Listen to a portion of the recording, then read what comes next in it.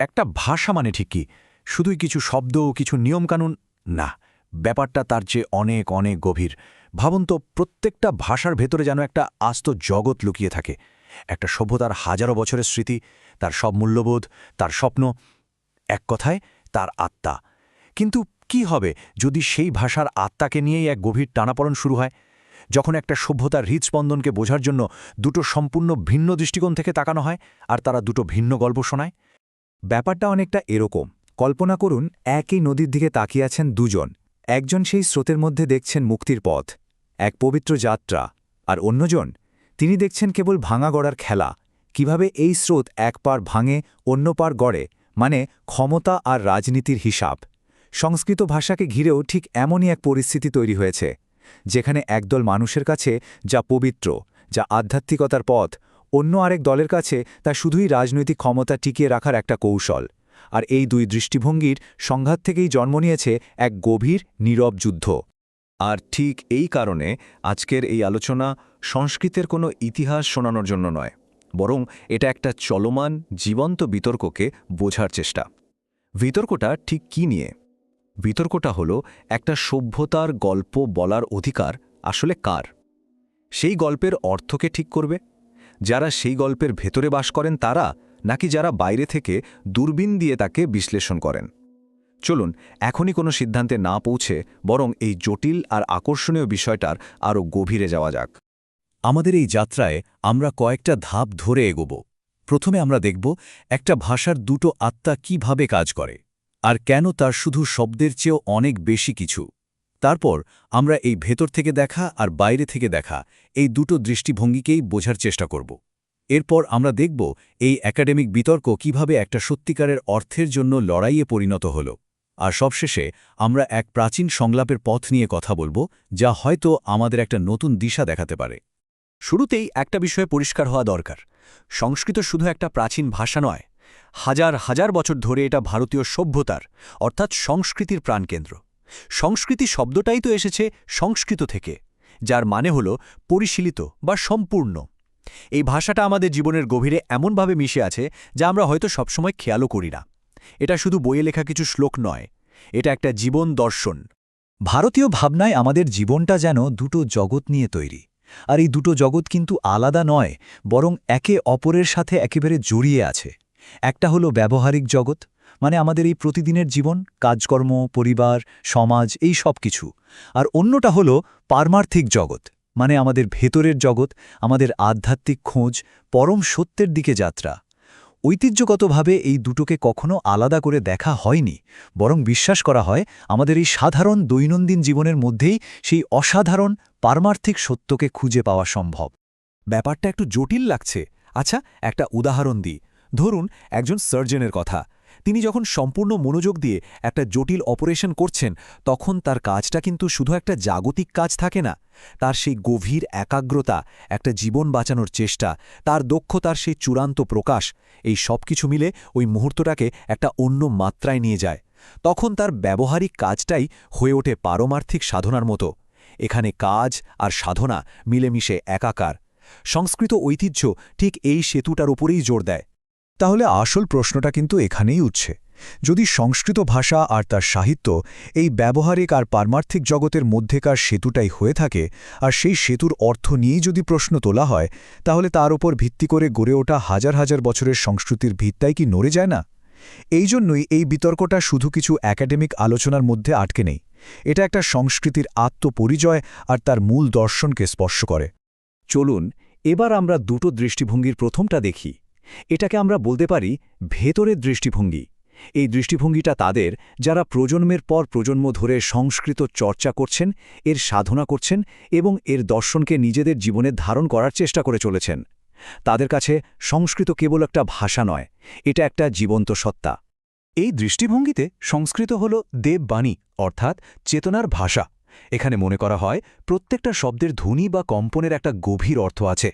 মন্ত্র উচ্চারণ করা মানে শুধু কিছু শব্দ বলা নয়, এটা যেন মহাবিশ্বের স্পন্দনের সাথে নিজেকে মিলিয়ে নেওয়ার একটা চেষ্টা। এই দৃষ্টিতে ভাষার মূল উদ্দেশ্য হল মানুষের চেতনার রূপান্তর ঘটানো, তাকে আরও উচ্চতর সত্যের সাথে যুক্ত করা। এখানে ভাষা হলো একটা আধ্যাত্মিক যাত্রার বাহন। এক কথায় বলতে গেলে এই ভেতরের দৃষ্টিভঙ্গিটা সংস্কৃতকে একটা সেলস্থ বা হোলিস্টিক দৃষ্টিকোণ থেকে দেখে। এখানে দর্শন, শিল্প, বিজ্ঞান, আধ্যাত্মিকতা সবকিছুই একে অপরের সাথে যুক্ত। শাস্ত্রের জ্ঞান হোক, মন্ত্রের শক্তি হোক বা মহাকাব্যের রস, সবকিছুই সেই এক পরম সত্যের দিকে যাত্রার বিভিন্ন পথ মাত্র। এটা একটা সম্পূর্ণ জীবন ব্যবস্থা। আচ্ছা, এবার আসা যাক দ্বিতীয় দৃষ্টিভঙ্গিতে, যাকে বলা হচ্ছে বাইরের দৃষ্টিভঙ্গি। সূত্র অনুযায়ী এই চিন্তাধারাটি মূলত পশ্চিমা একাডেমিক জগতে গড়ে উঠেছে। তারা প্রাচ্যের সংস্কৃতিকে একটা নির্দিষ্ট রাজনৈতিক আর ঐতিহাসিক চশমা দিয়ে বিশ্লেষণ করে। এই দৃষ্টিভঙ্গি সংস্কৃতিকে আধ্যাত্মিকতার চোখ দিয়ে দেখে না, বরং দেখে সমাজতত্ত্ব আর রাজনীতির লেন্স দিয়ে।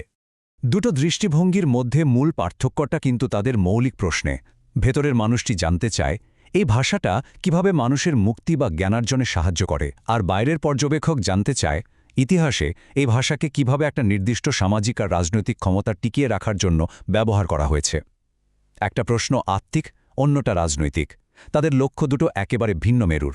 এই বাইরের দৃষ্টিভঙ্গির একটা খুব গুরুত্বপূর্ণ ধারণা হল এস্থেটিসাইজেশন অফ পাওয়ার বা ক্ষমতার নান্দনিকীকরণ।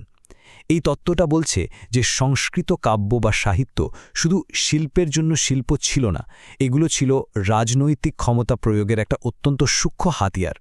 কিভাবে না, রাজাদের গুণগান গেয়ে তাদের শাসনকে মহৎ আর দৈব হিসেবে দেখিয়ে এমনভাবে কাব্য লেখা হতো যাতে সাধারণ মানুষ সেই ক্ষমতাকে প্রশ্ন না করে বরং স্বাভাবিক এবং সুন্দর বলে মেনে নেয়।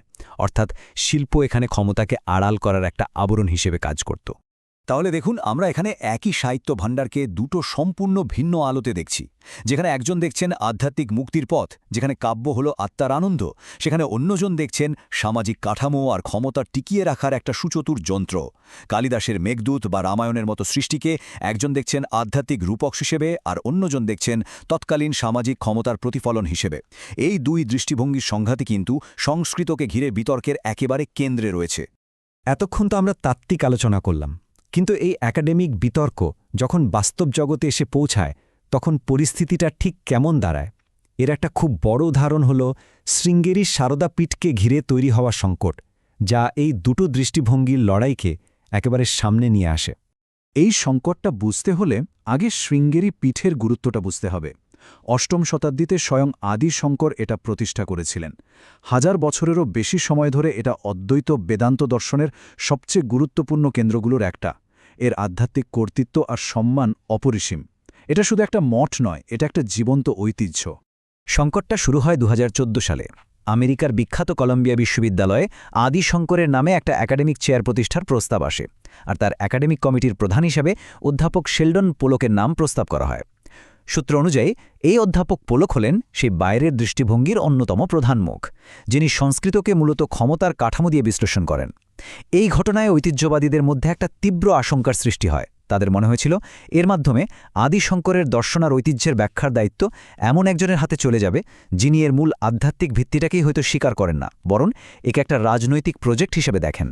এই ঘটনাটা একটা খুব মৌলিক আর গভীর প্রশ্ন আমাদের সামনে এনে দাঁড় করায়।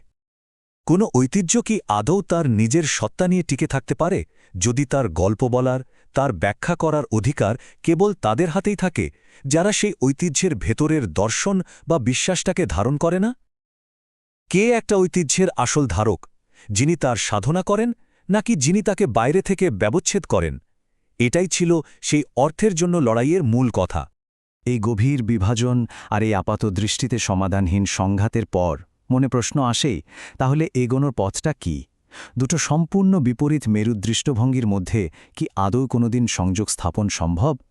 এর উত্তর খুঁজতে গিয়ে সূত্রটি ভারতীয় সংস্কৃতির ভেতর থেকেই একটা প্রাচীন ঐতিহ্যের দিকে আমাদের দৃষ্টি আকর্ষণ করে, যা হয়তো বিতর্কের ঊর্ধ্বে উঠে একটা সংলাপের পথ দেখাতে পারে। লেখক রাজীব মালহোত্রা তার দ্য ব্যাটল ফর সংস্কৃত বইটি উৎসর্গ করেছেন ভারতের এক প্রাচীন এবং অত্যন্ত সম্মানজনক বিতর্ক পদ্ধতিকে। এই পদ্ধতিটি হল পূর্বপক্ষ এবং উত্তরপক্ষের ঐতিহ্য। এটা শুধু তর্ক জেতার জন্য তর্ক নয়, বরং সত্যকে জানার একটা গভীর প্রক্রিয়া। এই পূর্বপক্ষ জিনিসটা কি? এটা হল কারো যুক্তির বিরোধিতা করার আগে বা তাকে ভুল প্রমাণ করার আগে তার যুক্তিটাকে তার সবচেয়ে শক্তিশালী রূপে বোঝা, মানে তার জায়গায় নিজেকে বসিয়ে দেখা। সে ঠিক কী বলতে চাইছে, কেন বলতে চাইছে, তার যুক্তির সবচেয়ে মজবুত দিকটা কি, আর উত্তরপক্ষ হল যখন আপনি প্রতিপক্ষের ভাবনাটা পুরোপুরি বুঝে গেছেন ঠিক তখনই নিজের যুক্তিটার সামনে রাখা। বুঝতেই পারছেন, এটা শুধু বিতর্কের জন্য বিতর্ক নয়, এটা হলো সম্মান দিয়ে কথা বলার একটা পদ্ধতি, জ্ঞানের পথটা চওড়া করার জন্য, বিদ্বেষ বানানোর জন্য নয়। তাহলে হয়তো এই বিতর্কের আসল সমাধান কোনো এক পক্ষকে বিজয়ী ঘোষণা করার মধ্যে নেই। হয়তো আসল চ্যালেঞ্জটা হলো এই দুটো দৃষ্টিভঙ্গি, ভেতরের আধ্যাত্মিক আর বাইরের রাজনৈতিক, উভয়কেই বোঝার চেষ্টা করা। কারণ একটা ছাড়া অন্যটা হয়তো অসম্পূর্ণ। একটা যদি হয় গাছের শিকড়, অন্যটা হয়তো আয়না। আর প্রকৃত জ্ঞান হয়তো এই দুটো লেন্স দিয়ে এই জগৎকে দেখার ক্ষমতার মধ্যে লুকিয়ে আছে। শেষ পর্যন্ত এই পুরো আলোচনাটা আমাদের একটা আরও বড় প্রশ্নের সামনে এনে দাঁড় করায়। আজকের এই আধুনিক আর বিশ্বায়নের যুগে, যেখানে নানা সংস্কৃতি আর দৃষ্টিভঙ্গির মধ্যে রোজ সংযোগ আর সংঘাত দুটোই ঘটছে, সেখানে একটা প্রাচীন ঐতিহ্যের ধারক হওয়ার প্রকৃত অর্থটা কী? কিভাবে নিজের ঐতিহ্যের গভীরতাকে রক্ষা করা যায়, আবার একই সাথে বাইরের বিশ্বের সঙ্গে একটা সম্মানজনক সংলাপও চালিয়ে যাওয়া যায়? এই প্রশ্নটা শুধু সংস্কৃতকে নিয়েই নয়, বিশ্বের সমস্ত প্রাচীন ঐতিহ্য আর তাদের ভবিষ্যৎ নিয়েই আমাদের নতুন করে ভাবতে শেখায়।